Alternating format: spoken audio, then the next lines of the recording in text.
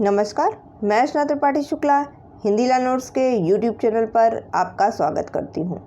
आज मैं आपको कार्यपालिका के बारे में बताऊंगी कि कार्यपालिका क्या होती है तथा उसकी परिभाषा क्या है। आपको बता दूं कि सरकार के 3 अंग होते हैं। इन्हीं 3 अंगों पर सरकार निर्भर होती है। पहला होता है कार्यपालिका, दूसरा होता है विधायिका और तीसरा होता है न्यायपालिका। तो जो विधायिका होती है वह कानून को बनाती है और कार्यपालिका होती है वह इन कानूनों को लागू करती है और न्यायपालिका जो होती है वह कार्य की समीक्षा करती है। तो आज मैं उसी कार्यपालिका के बारे में आपको बताऊंगी कि कार्यपालिका क्या है। तो अगर हम कार्यपालिका के अर्थ की बात करें तो यह एक व्यक्तियों का समूह होता है जो कि कानून को लागू करते हैं और उसको संगठन को बनाते हैं, यानी कि कानून को लागू करके एक संगठन के रूप में उसको तैयार करते हैं। यह भी कई प्रकार के हो सकते हैं, जैसे कि राजनीतिक कार्यपालिका जिसमें कि सरकार आते हैं, आपके नेता आते हैं, प्रधानमंत्री आते हैं, ये सब राजनीतिक कार्यपालिका के अंतर्गत आते हैं। इसके अलावा आपका स्थायी कार्यपालिका, स्थायी कार्यपालिका में जो सरकार के द्वारा चुने गए जो व्यक्ति होते हैं वह जो कार्य करते हैं और इनको एक सब्जेक्ट विशेष का ज्ञान होता है, जो उस अपने ज्ञान के अनुसार उस कार्य को करते हैं। जैसे कि ये सरकारी कर्मचारी आप मान लीजिए जिन्हें कि टेक्निकल नॉलेज होता है। तो ये भी कई प्रकार से हो सकते हैं। मुख्यतः ये 2 प्रकार से होते हैं, जैसे केंद्र स्तर पर होते हैं और राज्य स्तर पर होते हैं। केंद्र सरकार कुछ सरकारी कर्मचारियों का गठन करती है, उनकी नियुक्ति करती है और कुछ सरकारी कर्मचारियों की नियुक्ति राज्य सरकार करती है, यानी कि उनकी नियुक्ति राज्य स्तर पर होती है। तो जो केंद्र स्तर पर होते हैं उसके अंतर्गत राष्ट्रपति हो जाएंगे, प्रधानमंत्री हो जाएंगे और मंत्रिपरिषद वगैरह आते हैं। और राज्य स्तर पर मुख्यमंत्री, गवर्नर और मंत्रिपरिषद आएंगे। ठीक है, तो अब देखते हैं कि इसमें जो शक्तियाँ होती हैं वे राष्ट्रपति के पास निहित होती हैं। केंद्र की जो शक्ति होगी वे राष्ट्रपति के पास होगी। और कार्यपालिका को हम 2 भागों में बांट सकते हैं। पहला, कार्यपालिका को सामूहिक रूप से बांट सकते हैं और कार्यपालिका को एकीकृत रूप में बांट सकते हैं। अब हम देखते हैं कि कार्यपालिका के में अनुच्छेद 52 से लेकर के अनुच्छेद 73 तक सीमित होता है। कार्यपालिका अनुच्छेद 52 से लेकर के अनुच्छेद 73 तक इसमें शामिल होता है।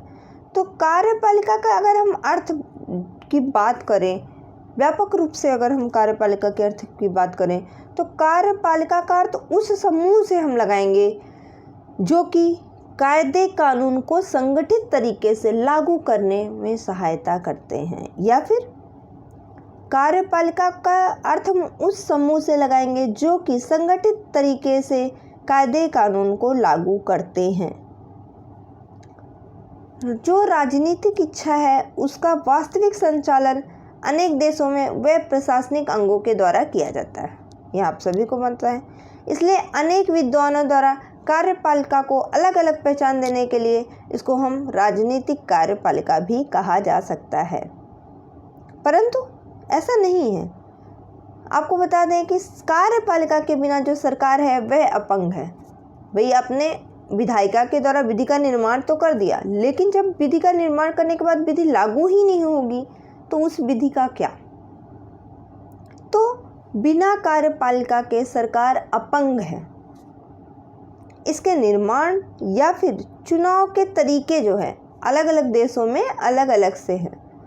सीमित अर्थ में अगर हम ये कहें कि राज्य के प्रधान तथा उसके मंत्रिमंडल को ही कार्यपालिका कहा जाता है तो ये गलत नहीं होगा, परंतु व्यापक अर्थ में अगर कहा जाए तो व्यापक अर्थ में कार्यपालिका के अंतर्गत नीति में प्रशासकीय अंग भी शामिल होते हैं। यानी कि कार्यपालिका एक बृहद शब्द है, एक बहुत बड़ा शब्द है।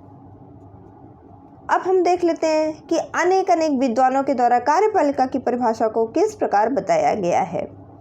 तो मैकिड्रीज के अनुसार मैकिड्रिस एक राजनीतिक विशेषज्ञ थे। उनके अनुसार कार्यपालिका को राजनीतिक कार्यपालिका राजनीतिक समाज के शासन के लिए औपचारिक उत्तरदायित्व निभाने वाली संस्था की व्यवस्था कहा गया है।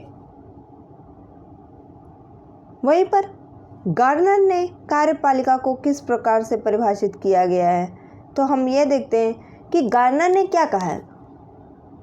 गार्नर ने कहा है कि कार्यपालिका जिसका कि व्यापक और सामूहिक अर्थ में इसके अंतर्गत वे सभी अधिकारी, वे सभी राज्य कर्मचारी, एजेंसियां आदि सभी आती हैं जो कि राज्य की इच्छा से कार्य को करती हैं और जिसको विधानमंडल ने प्रकट कानून का रूप दे दिया है, यानी कि वे कार्य के रूप में परिणित करती हैं।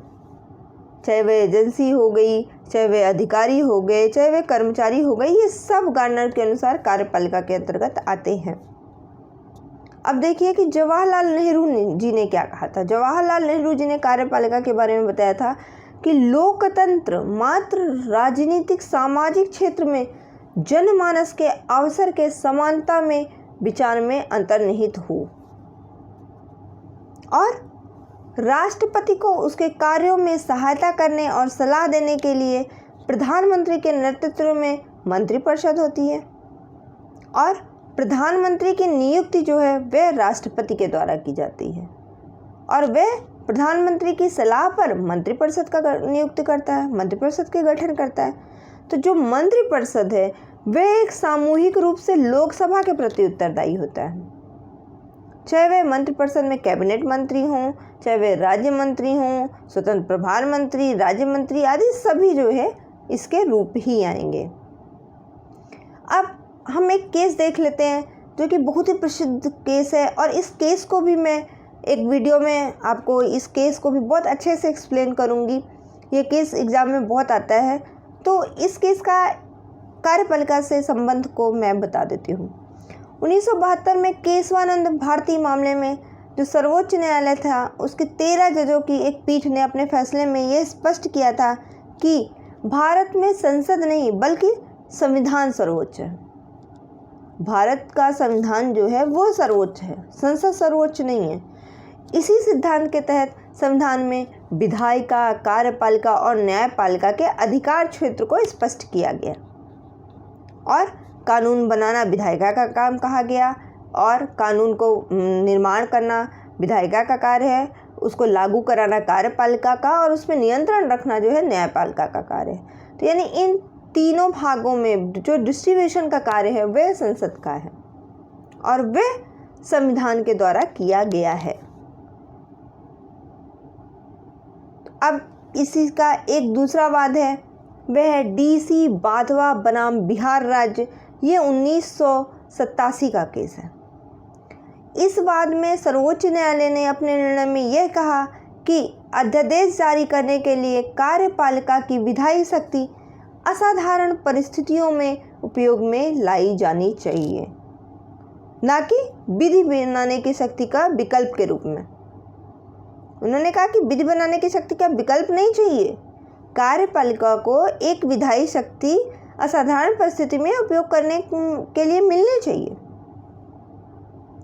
और यह एक ऐसे मामले की जांच से संबंधित था जहां पर राज्य सरकार के द्वारा कुल 249 अध्यादेश में से कुछ को समय समय पर पुनः जारी कर दिया गया था।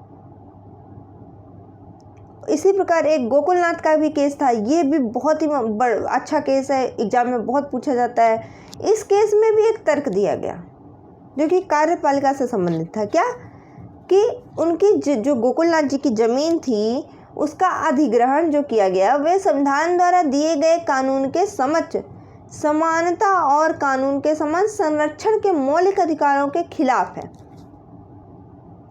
तो इसमें भी कार्यपालिका को दर्शाया गया है। तो आज की वीडियो में बस इतना ही।